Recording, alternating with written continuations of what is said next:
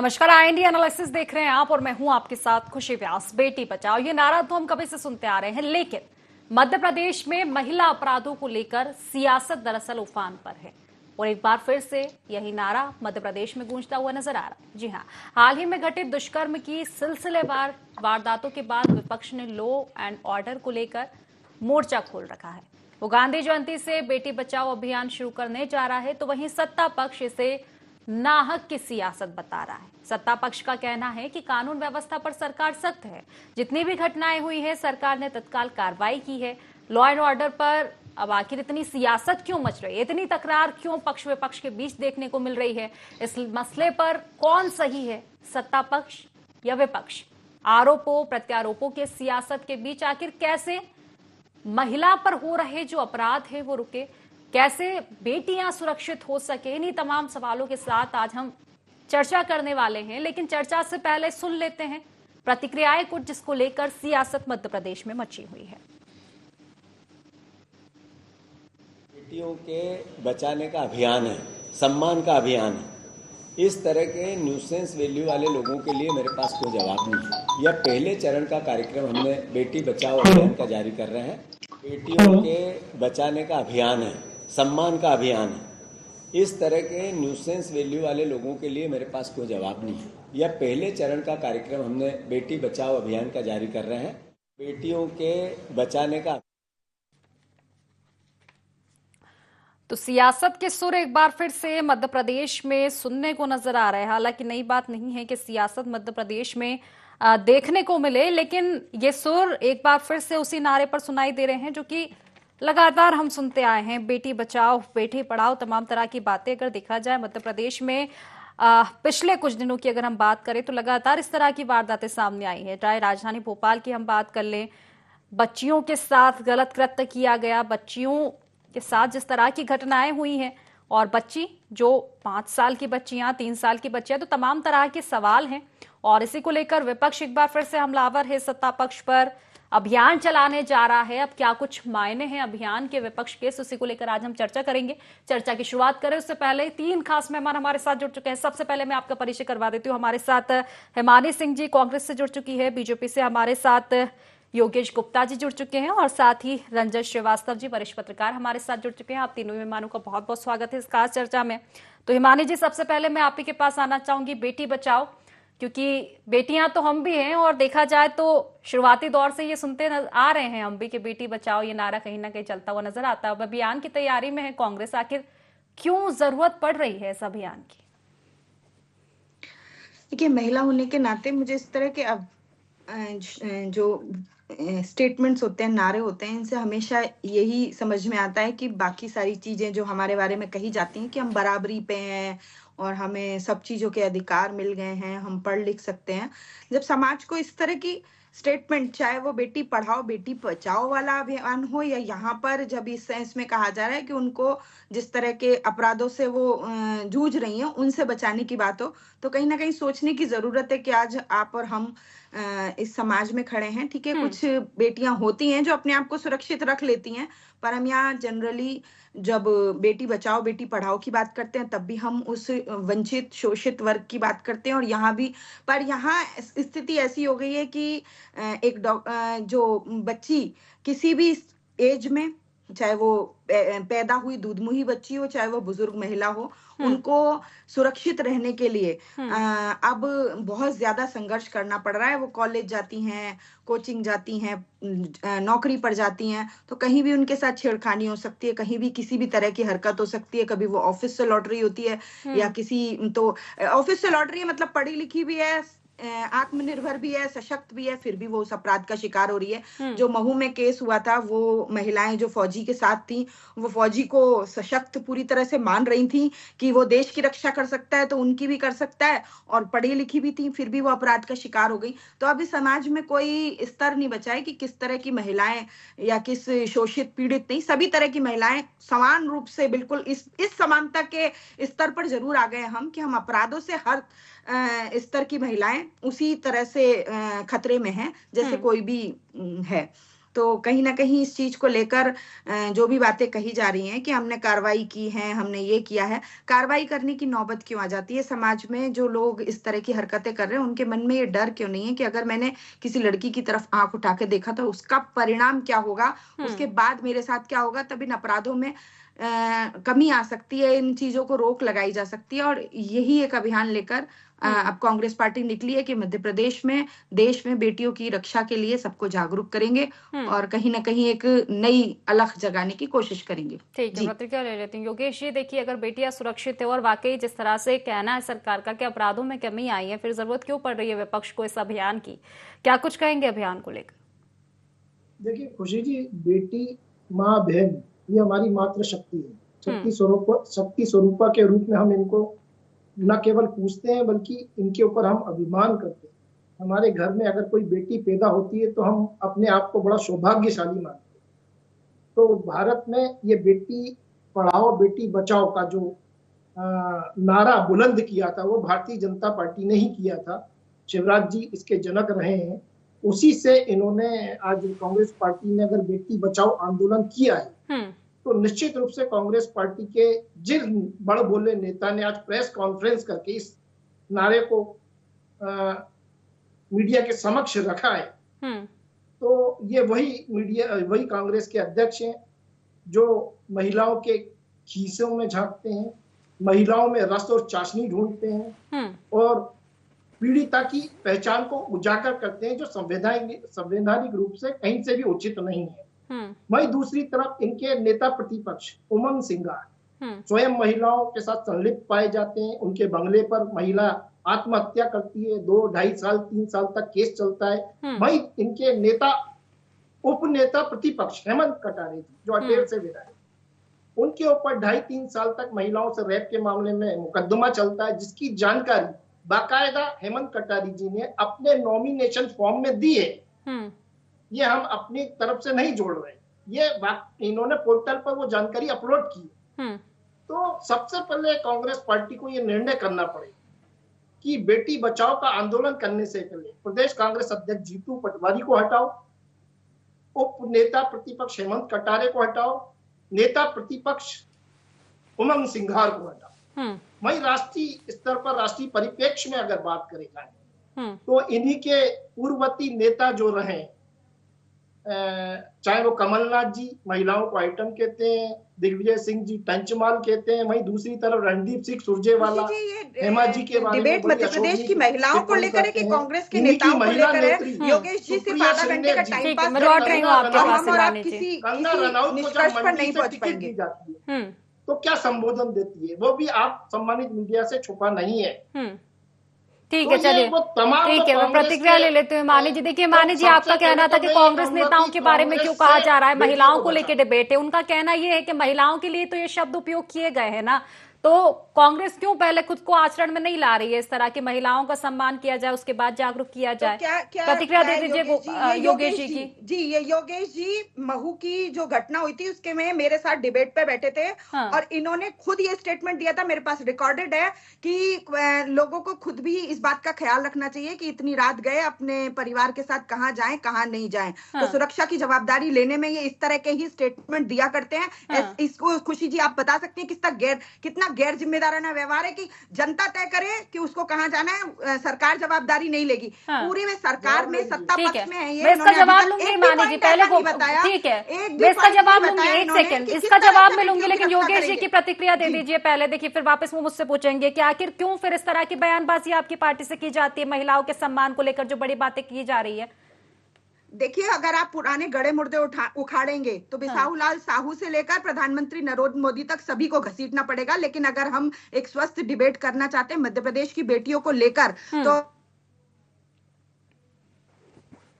वो निरर्थक हो जाएगी और हम किसी सोल्यूशन तक नहीं पहुंच पाएंगे। मैं उन सभी कांग्रेस की विधवा और प्रियंका जी को लेकर और सोनिया जी को लेकर और कांग्रेस की अलग अलग नेत्रियों को लेकर इनके वरिष्ठतम नेताओं ने जो बयान किए हैं उनको बोलकर हम महिलाओं की अस्मिता को बार बार खतरे में न डालें। इसका मतलब ये नहीं है कि उन बयानों का जिक्र करके और हम ये कहें कि अब हम इसीलिए मध्य प्रदेश की महिलाओं को सुरक्षित नहीं रख पा रहे। पहले योगेश जी अपने खुद के दिए हुए बयान का स्टेटमेंट दे दें कि किस तरह से महिलाओं को तय करना चाहिए कि वो कहां जाएं और कहां नहीं जाएं। तो इन्होंने खुद मुझसे डिबेट में ऐसा बोला, और अगर आप बोले तो मैं अभी रिकॉर्डिंग भी सुनवा देती हूँ उसकी। चलिए ठीक है योगेश जी। देखिए खुशी जी, वो जो महू वाली घटना हुई थी उस पे जो डिबेट हुई थी उसमें मैंने स्पष्ट तौर पर ये कहा था, सामाजिक तौर पर, आज भी मुझे वो याद है वो वक्तव्य, कि रात के 2:30 से 3 बजे हर व्यक्ति को, हर महिला को, हर प्रबुद्ध वर्ग को अपनी सुरक्षा स्वयं भी सुनिश्चित करना चाहिए कि हम ऐसे सुनसान और एकांत वातावरण में जाने से बचे। ये मेरा कथन था। इसमें मैंने क्या गलत कहा? मैं दूसरी तरफ मध्य प्रदेश सरकार के प्रयासों के ऊपर अगर आंकड़े डालता हूं तो निश्चित रूप से दिसंबर 2023 से लेकर और मई 2024 के बीच में दुष्कर्म और रेप के मामलों में 35.7% की कमी आई।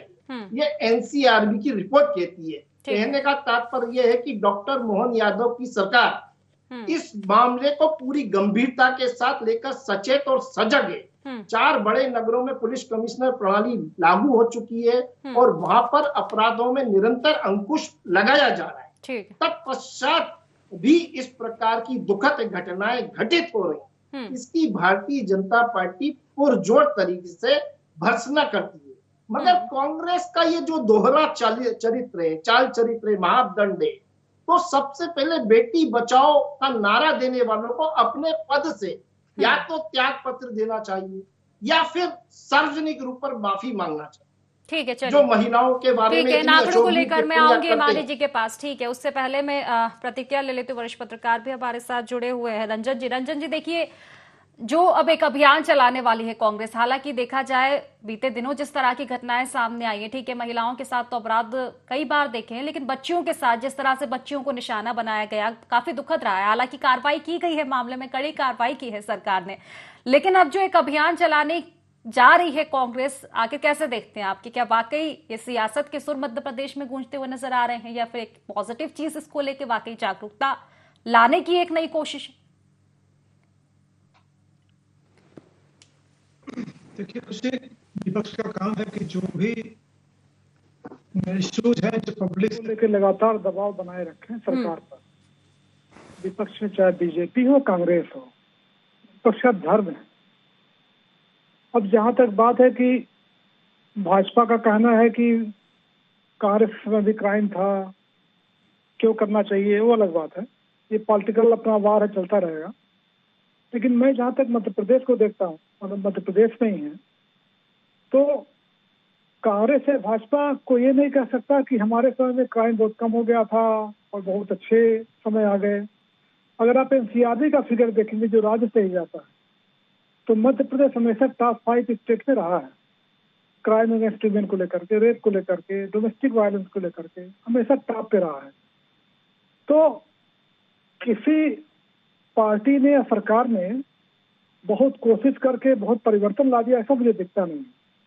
और जहां तक भाजपा की बात है कि कमी आई है, मैं इसको तब मानूंगा जब लगातार कोई चीज ओवर द ईयर्स वो सस्टेन रहे, तब मानेंगे। बार बार जो पॉलिटिकल पार्टीज होती है, जो पावर में होती है, भाजपा हो, कोई पार्टी, आप हो या जेडीयू हो या समाजवादी पार्टी हो, इनका एक कहना होता है कि 90% जो रेप केसेज होते हैं उनके द्वारा किए जाते हैं जो परिचित होते हैं। सही भी है, गलत नहीं है। लेकिन ऐसे केसेज भी होते हैं जो कि दूसरों द्वारा, जो अननोन लोगों द्वारा किए जाते हैं। निर्भया केस जो दिल्ली वाला था, वो तो अननोन आदमी थे, अननोन क्रिमिनल थे। मोह में जो हुआ है वो तो अननोन क्रिमिनल थे। तो जो पुलिसिंग का बेसिक काम है, पुलिसिंग का, कि आप कैसे इन घटनाओं को रोकें। पहली बात, जो ब्लैक स्पॉट्स हैं जहां पे छेड़छाड़ की या रेप की घटनाएं हो सकती हैं, उसको रोकें। दूसरी बात, उनका प्रोसिक्यूशन ठीक करें, पुलिसिंग ठीक करें, और प्रोसिक्यूशन के जरिए कन्विक्शन रेट बढ़ाएं।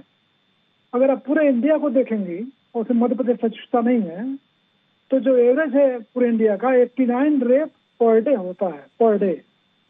तो लगभग 16, 17, 18 मिनट में एक रेप होता ही होता है पूरे इंडिया में। जैसा मैंने पहले का मध्य प्रदेश टॉप पे है 5 स्टेट्स में, वो आ जाएगा। कन्विक्शन रेट आप देखेंगे तो 26, 25, 26 के आसपास है। तो राज्य सरकारों को या पॉलिटिकल पार्टीज को पॉलिटिक्स से ऊपर हट करके बहुत कुछ करना है।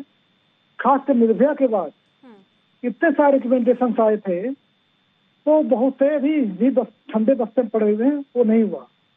फॉर इंस्टेंस उसमें एक रिकमेंडेशन ये भी था कि जो इलेक्टोरल रिफॉर्म करेंगे, जो पॉलिटिकल पार्टी में लोग हैं, अगर रेप केसेज में इन्वॉल्व है, प्राइमा फेसी अगर उनके ऊपर केस तय होता है, तो उनको चुनाव लड़ने से रोकेंगे।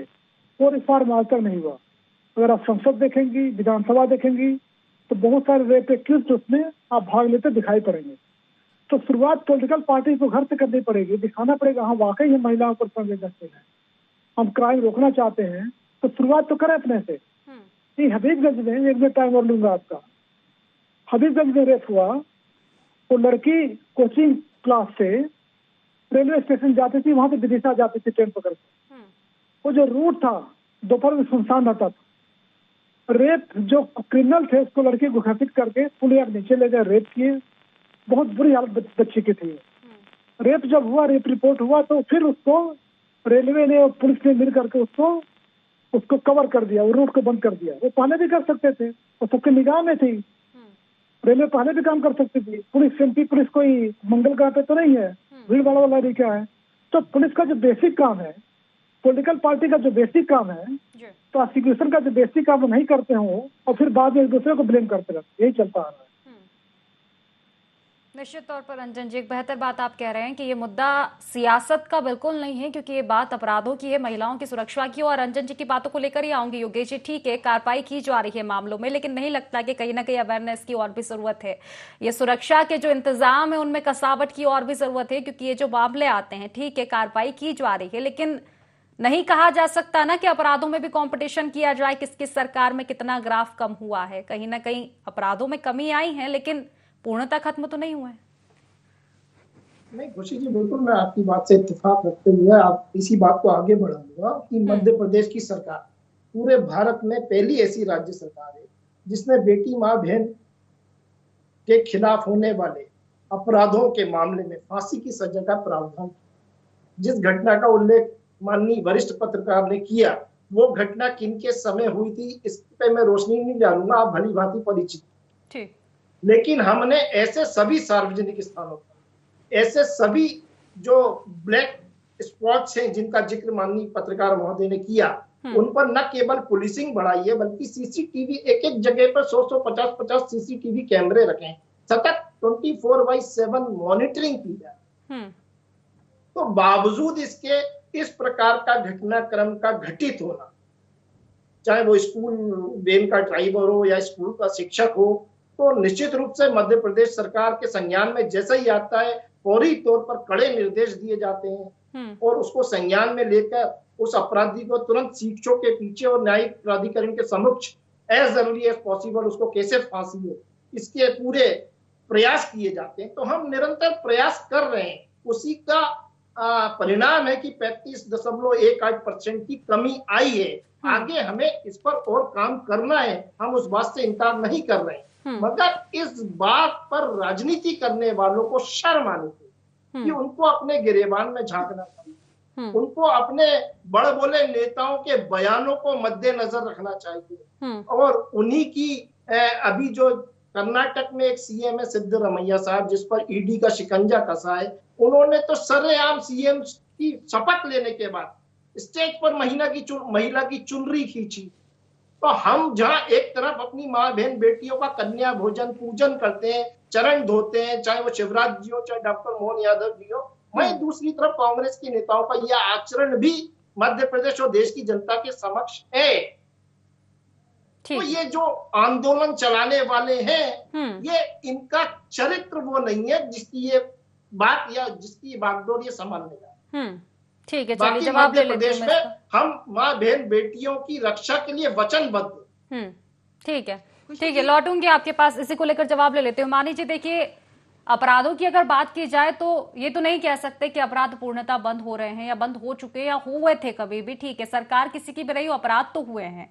देखा यह जाता है कि अपराध का जो आंकड़ा है वो कब कम था और कब ज्यादा था। जिस तरह से फिलहाल जो आंकड़े पेश किए गए थे, योगेश जी जिस तरह से अभी ब्रीफ कर रहे थे, कहीं ना कहीं आंकड़ों में तो उनका कहना है कि कमी आई है, कार्रवाई भी ठीक के मामले आए की जा रही है। फिर आखिर क्यों सब्र नहीं कर पा रही है कांग्रेस? खुशी जी, बिल्कुल बताना चाहूंगी, एनसीआरबी के डाटा के ऊपर भी डिबेट कई बार कर चुके हैं। हाँ। आप ये बताइए कि ये जो परिवार, चलिए ये तो मध्य प्रदेश से बाहर निकल गए, मुझे जरूरत नहीं है मध्य प्रदेश से बाहर निकलने की, मैं मध्य प्रदेश के ही बहुत सारे रिकॉर्ड्स आपको दूंगी। एनसीआरबी के डाटा की पहले बात कर लेते हैं कि ये जो परिवार था, इसकी जिसने अपराध किया, उसकी घर की महिला ह्यूमन ट्रैफिकिंग में लिप्त पाई गई। ये मालूम होगा आप सबको, ये जो पैनल में बैठे हैं उनको जानकारी है।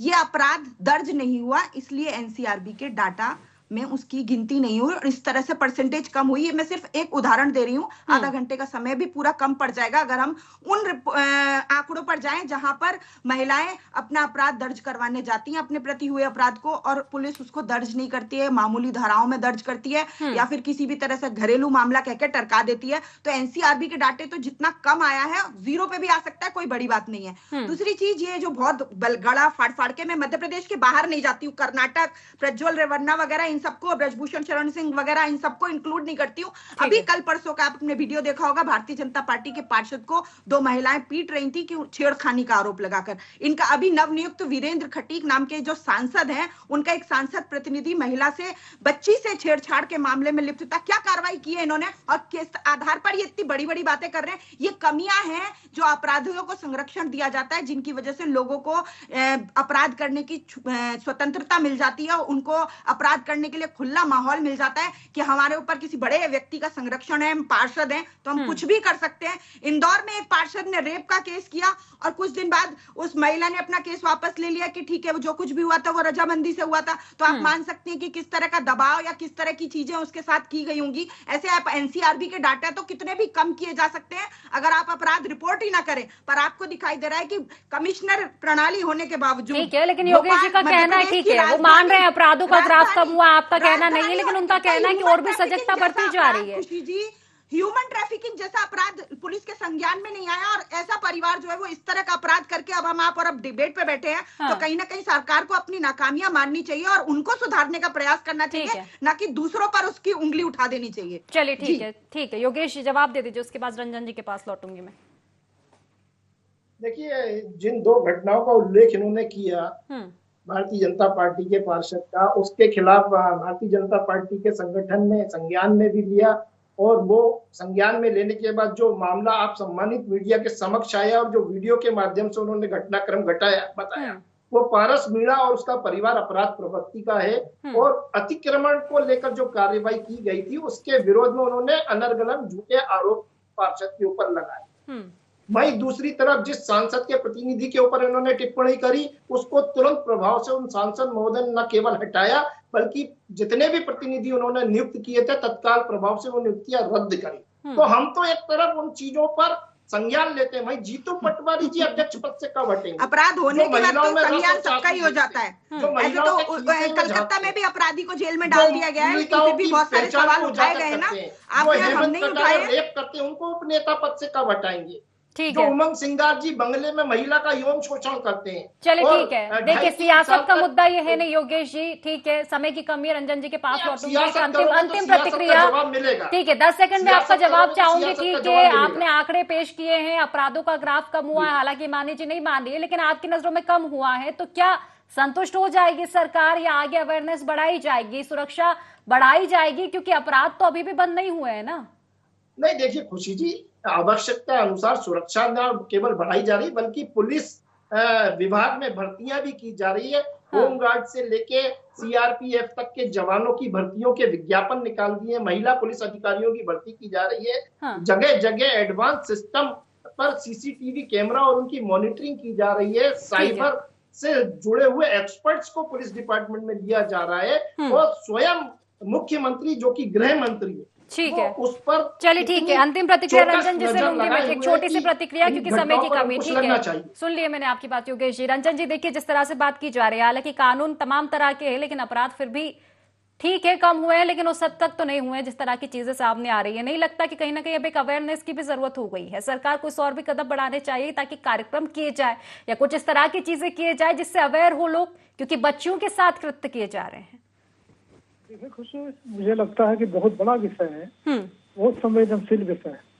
अगर वाकई पॉलिटिकल पार्टी, सरकारें या पुलिस या प्रशासन क्राइम को रोकना चाहता है, खासकर रेप को, मॉलेस्टेशन को, अटेम्प्ट को, तो पहले तो पुलिस का जो कैरेक्टर है, पुलिसिंग का जो तरीका है, उसको चेंज करना पड़ेगा। जो पॉलिटिकल पार्टीज का बिहेवियर है उसको चेंज करना पड़ेगा। आप एक जो रेप एक्यूज है उसको साथ में बैठा करके रेप पे भाषण नहीं दे सकते, मैं इसको मानता हूँ। पहले पॉलिटिकल पार्टीज को ऐसे लोग बायकॉट करना पड़ेगा जो वीरेंद्र खटिक ने किया, वीरेंद्र कुमार ने किया, वो पहले भी कर सकते थे। आखिर मामला जब संज्ञान में आया, जो महू का मामला हुआ है, पुलिस को पता था कि ये जो जगह है आइसोलेटेड जगह है, इजोलेट है, यहाँ पे क्राइम होता है। जो गैंग उसमें इन्वॉल्व था पहले ऐसी घटनाएं कर चुका था। निश्चित तौर पर ठीक है, बिल्कुल रंजन जी। देखिए एक बेहतर बात आप कह रहे हैं कि अगर अपराधों को रोकना है तो पक्ष विपक्ष को सियासत की जगह कहीं ना कहीं एक सामंजस्य बनाने की जरूरत होगी, कदम से कदम मिलाकर, क्योंकि ये मसला सियासत का है नहीं, काफी संवेदनशील मसला है। इस पर सियासत ना हो कि कहीं ना कहीं एक सामंजस्य बने और इसको लेकर अलर्ट हो सरकार भी और विपक्ष भी, कहीं ना कहीं अलग कदम उठाए ताकि इस तरह की चीजें ना हो। चलिए फिलहाल क्योंकि समय की कमी है, चर्चा को ही समाप्त करना पड़ेगा। आप तीनों मेहमानों का बहुत बहुत शुक्रिया। तो देखिए एक बार फिर से सियासत के सुर मध्य प्रदेश में सुनाई दे रहे हैं, लेकिन सियासत का मुद्दा क्या है ये एक डिपेंड करने वाली बात होती है, क्योंकि महिलाओं को सुरक्षा को लेकर, बढ़ते अपराधों को लेकर विपक्ष अब अभियान चलाने वाला है। देखने वाली बात होगी इसको लेकर क्या कुछ रिएक्शन सत्ता पक्ष यानी कि सरकार अब देने वाली है। तो फिलहाल IND एनालिसिस में बस इतना ही। आप बने रहिए IND 24 के साथ। नमस्कार।